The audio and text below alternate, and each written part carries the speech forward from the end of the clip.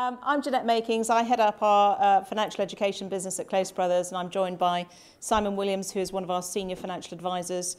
And hopefully that you're in the right room. We are going to talk to you over the next 15 to 20 minutes about financial well-being and finding the best solutions. Now, in finding the best solutions, we're not necessarily going to tell you who, but we're going to tell you more generic and what. I thought we'd start with basics, and the basics is regards financial well-being is something that exists inside each of us. It's an individual thing, and that's a definition that we like to use, which is basically talking about the fact that to be financially well, to feel financially well, you've got to be able to control your budget on a day-to-day, month-to-month basis. You have to be able to weather those financial storms when they appear, the burst tire and the boiler breaking down. And you've got to be able to achieve your life goals and feel you've got a choice in making those rather than it being something that's imposed. So it's just worth thinking about that. That's a bit of the what. Let's look at that in a bit more granular detail from an individual's perspective. If each one of us sat down with Simon today, I don't suggest we do, but if we did, from a financial advice perspective, he would sit down and he'd do a financial wellness assessment of you individually. And in doing that, he would look at those 7 areas. There are 7 areas of financial well-being and financial wellness, and those are they. There aren't any others. There's maybe a question mark over an 8th, which is around legacy planning. But that's optional. For everybody, those 7 exist. Now, they might exist in different ways, but that's what a financial advisor would sit down and go through all those areas. So when we're thinking about individuals and financial well-being, it's worth referencing back to those 2 basics. So that's looking at it from an individual's perspective. How do we take that into the workplace and see what you need to do from a strategic point of view to put something in that's a financial well-being framework so that your employees can enjoy financial health? So from our perspective, a successful strategy has to have 3 elements. It has to have education, and that means raising people's awareness levels, but not just that, it's raising their confidence and also inspiring them and giving them access to do something with that. It's not just about actually learning, it's about taking the learning and applying it, because without that, they're not going to actually change their situation. So first of all, it's financial education. Secondly, for those that need it, and that's the key, access to advice, and we're going to talk a little bit more in detail about each of these steps. And then thirdly, outside of workplace benefits, so outside of the stuff you already provide to your people, ensuring that they've got access to a sufficient range of savings and investment strategies. Doesn't mean you have to have it inside the workplace necessarily, but they have to know where to go and find it, and they have to understand what they're looking for. So for us, that's the 3 elements that need to be there, and we're going to look at each in detail. So in terms of financial education, it's really, we have to look about, you'll all have a different starting point. You all might be already well down the line, but from our perspective, these elements here are the framework. So you have to decide for yourself, why are you doing it? What's the objective you're trying to achieve by helping your people to become better and financially more well? Are you going to apply it to everybody? Or are you going to apply it to certain groups? Are you going to start somewhere, or are you going to start with all? So these are all questions for you. Are you going to look at all elements, those 7 areas of financial well-being, or are you going to focus only on some? Are you looking for somebody to come in and help you across that spectrum, so end-to-end, education, advice, and investment? Or are you going to go to different places for those 3 different pieces? And if different, how are they going to work together? And then when you actually get to the point of implementation, how are you going to deliver that to your people? Are you going to do it face-to-face? Are you going to do it online? Are you going to do a combination? Are you going to have clinics? So these are all the things that you need to be thinking about when you're thinking about that sort of implementation. And for us, it really, to actually come out with something that works, all of these have to have been at least considered, and you have to have some answer and some actual roadmap as to where you are now and where you're going. If we think about back to education, and I think of the marketplace right now compared to, say, 10 years ago, certainly, 5 years ago probably, but certainly today, is quite confused. There's a lot of providers out there saying that they can help you with this. There's a lot of different elements. We certainly talk to a lot of people who find it a bit unclear and a bit lacking in transparency, not from what we're doing, but just in the marketplace generally. So I thought it might be helpful today to have a look at the sorts of provider types, not individual providers, that you might come across, and see if we reference back to those 7 areas of financial well-being, access to advice and access to a range of savings products, let's see how the different providers can match up to that. Okay? And I'm not saying this is exhaustive, and I'm not saying that this is set in stone for there'll be different people in different organisations that do different things, but in general. So if we take the top one, workplace loans provider, for example, will they be able to cover the 7 areas of financial education? Unlikely. They'll probably talk about debt. They'll probably do a little bit about budgeting and planning. They might do a little bit about savings and investments. Very unlikely they're going to take people all the way through to planning for retirement. Very unlikely they're going to talk to people about protection and tax. Unlikely that they're going to have access to a range of advice. They may have some savings solutions, they may, but it will be limited. Let's have a look at some employee benefits consultants. Again, patchy, perhaps a bit more in terms of the seven areas of financial well-being. So yes, debt, employee assistance programs, they might help you to put one of those in place. They might monitor that, so they'll have something around that. They'll likely have something around savings and investments. They may help you to find a suitable pension. They may help you to find suitable discounts for your staff on outgoings. They may also have something around planning towards retirement. But again, unlikely on tax planning. They may have an advisory force that they can have access to, or they may tie up with a financial advice firm to give your people access to that. And they may also tie up with some savings providers. So a little bit more, but still patchy. Pension provider. I know a lot of employers that get their pension provider to deliver financial education. Looking across the 7 areas, unlikely that they're going to do anything beyond their own pension. Unlikely that they're going to do anything beyond retirement. They will have access to their own pension in terms of savings. Some providers may also have some ISA alongside that, but many don't at the moment. But very unlikely that they're going to cover property and mortgages. Very unlikely they're going to cover debt. A wealth manager or an IFA firm. Mostly, all of those things they can do. I'm not saying how well they'll do it, but mostly they can do. A small one-man band IFA, which Simon will talk about in a second, unlikely to be able to give you the sort of spread, governance and risk that you're going to be looking for as a firm, but they can cover these areas. Let's look at the government, pension-wise. They really, really can only focus in one area. So they can only really help you. They help you very well in that area, but they can only help you in one area. Looking beyond that to some sort of online e-learning portal. Again, I'm not talking about the quality of that, but it could cover those 7 areas. Yes, absolutely it could. You'd have to see whether they had access to a range of advice. You'd have to see whether they had access to a range of other saving solutions for your people. An app, fintech, the rise of fintech. There are some apps out there, consolidator apps, apps that try and gently remind people about some things that they want to do. Again, it could cover some of the areas. Some of the areas it's going to be very patchy on. Savings and investments might be linked to something, don't know. Retirement planning, very unlikely. It might talk about pensions, but with pension freedoms, it's unlikely to be able to consolidate everything and look at their retirement income options.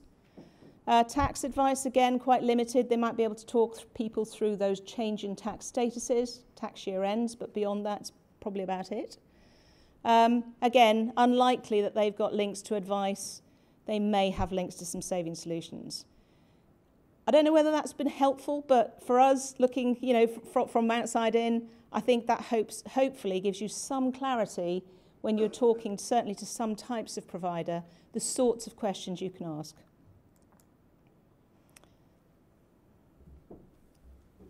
Thanks, Jeanette. Well, good afternoon, everyone. What I wanted to spend a few moments on is actually then looking at things from an advice point of view. And in 2017, there are just over 5,000 firms that are registered to provide financial advice here. And actually, when you look at that of the number of advisors, that actually equates to 26,000 or just over 26,000 registered advisors in last year in 2017. And I think that's really important that we're here today to understand about what the best financial wellbeing strategy looks like. And the one thing that I was blown away when we looked at these stats is actually only 1% of those firms have more than 50 registered advisors operating from that. And I think what we want to do is understand, well, how does that then equate to yourselves putting on financial education strategies, programs, when we know that only 1% of organisations probably have the capability to actually follow up on the advice in terms of what Jeanette was just talking about there. And the question of, and I'm sure everyone in the room has been asked, who do I speak to? I need advice, who do I speak to? Not having an answer is actually not an option, and indeed not having an answer carries a huge amount of risk. Why? Well, let's just click through one or two of the things that we need to consider here. Actually, the risks, as I said, are far too high if you don't have an answer to that question. Consistency is key. Most individuals in this room will be operating from multiple locations, probably geographical as well. Go back to that previous stat where we understand that actually only 1% of firms have got more than 50 advisors recognised. So if you've got one person in one office, will they get one set of advice? Will you get another person in another office getting some other advice from another firm, let alone a different process and a different approach? And one of the things that we see as well is the knowledge of your employee benefits, particularly when it comes around complicated subjects such as, annual allowance. What happens if people opt in, opt out? What are the alternatives? And I see a lot of individuals getting mixed messages when that advisor is not used to advising on those particular benefits. I'm not talking about questioning whether someone understands what a pension is or not. I'm talking about whether someone is suitable and capable of being able to advise on your benefits. And that's absolutely key. So company benefits on there. I sat down with someone on Tuesday afternoon. He'd said to me that he had spoken to 2 other advisors for the simple reason he was shopping around to find someone who would actually transfer out of his DB pension scheme. Interestingly, it was completely inappropriate to do so. I had an email this morning that Jeanette and I shared, and the first line of this message was, when you left the room, or when I left the meeting, I felt extremely upset and disappointed because I'd torpedoed his retirement plans. If you read down a few paragraphs thereafter, he actually said, I really thank you for that because I now realise it was completely the wrong thing to do. And I thought that was absolutely fascinating because that individual had or wanted to seek advice from several advisors. And I think the consistency and the risk to yourself as employers is absolutely high. So when we're looking at what you should do when you're considering selecting an advice firm or a panel of advisors, these are 5 areas which I think are really, really important. You must be able to service the full demographic of your workforce. That is not just the high earners, and neither is that individuals that have just got debt problems. We know that your workforce is wide in terms of the demographics, and the advice and the guidance required also has to be very similar around that. We understand that there is a huge amount of confusion when it comes to what you should do with that spare £100. The lifetime savings research that we did last year demonstrated that. So we need to really make sure that any advice is financial planning led, not product led. So let's just pause for a second and really take it back to the basics. The basics being the fact that we need access to both savings and investment solutions. Anyone comes to you that will only offer one of these things, quite frankly, that is not good enough. We need to really make sure that an individual's real objective is met And when we're looking at the differences, and particularly when we look at the range of products out there, I see so many people use the wrong product for the objective that they're trying to make. Using a risk-based product to save for a deposit on a mortgage or whatever it might well be. So we're seeing a huge amount of confusion. And what I just wanted to point out to you is we need to make sure that we have a financial well-being program that enables your employees to genuinely use the right product for their need, rather than being forced down the route just because that's the one or two products that you currently offer them.